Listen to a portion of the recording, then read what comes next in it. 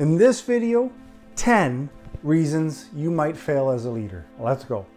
So I was researching, why is it that leaders fail?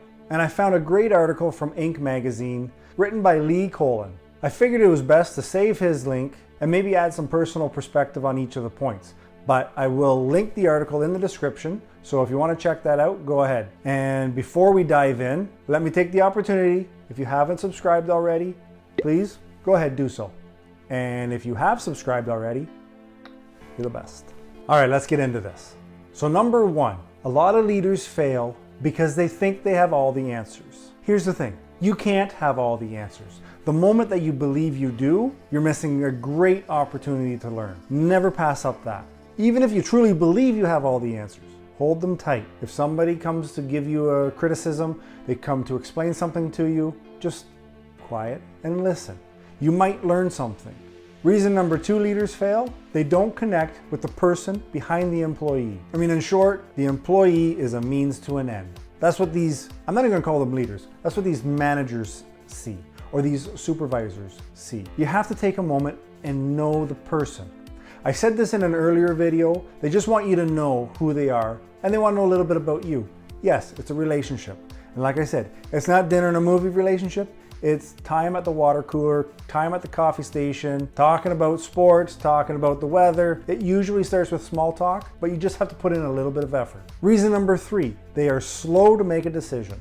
Listen, sometimes, yes, you have to put thought into things. You really have to go over the numbers. A lot of times you know the answer. You have to have confidence in yourself. You know the answer.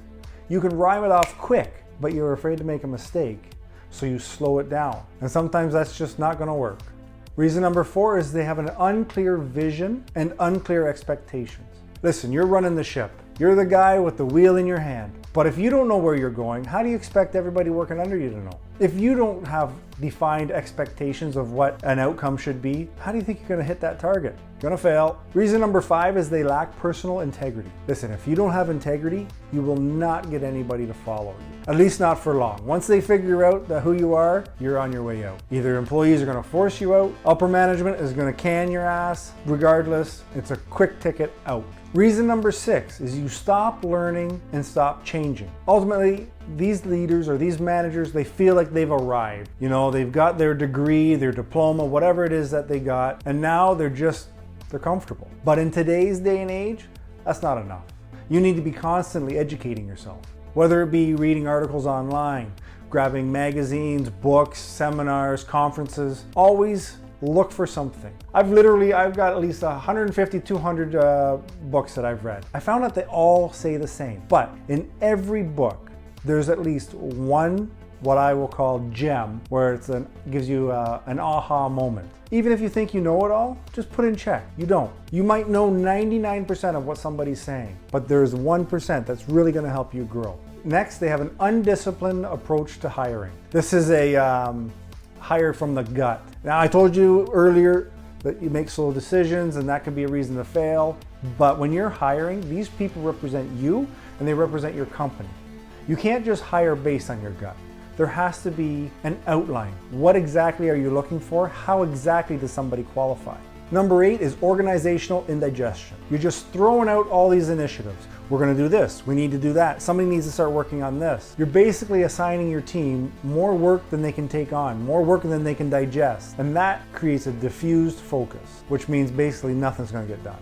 Number 9, the personal ego needs blur the needs of the team. This is basically, as a leader or as a manager, you're putting yourself first. What do you need? What promotion are you looking for? How is this going to make you look? That has to be put aside if you want to succeed. What does the team need? How can I make them look better? If I make them look better, then they work better, and in turn, it will slowly come back to you as a leader. But it's crucial you put the needs of your team before the needs of your ego. And finally, they talk more than they listen. This creates leadership blind spots. Listen, you're the guy running the guys. You're in charge. But that does not mean you know what's going on in the field. Yes, you need to be given directives, but you need to be listening to your team. You need to hear what's actually happening. You may have ideas, but you got to listen to the people actually doing the work that can actually solve the problems. So that's the 10. I think that's more than enough ways to fail. Did I miss one? If I did, leave a comment below. I'm going to wrap up this video. I'm going to thank you. Thanks for coming in and watching. If you haven't already, subscribe, and I will see you Tuesday.